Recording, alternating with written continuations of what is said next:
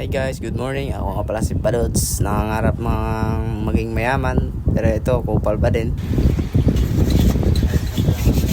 Guys, wala ako ng motor ko, no? MX 125. Gagawin ko 1,000 Okay na? cc yan guys.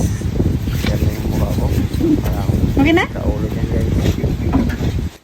Tapos na ba? Wala pa ako. Mga 3 minutes. Tapos yan, malapit ko na matapos yan.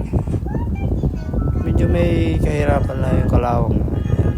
Tipan ko muna kasi medyo hindi ko nalinisan yung isang part eh. Medyo mahirap siya linisan kasi kaming kalawang na.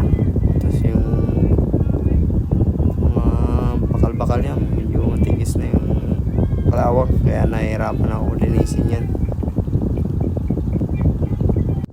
Ayan, galit na ako dyan. Sinasabihan ko kasi ang kapatid ko. Sabi ko 3 minutes, sabi niya 1 minutes lang.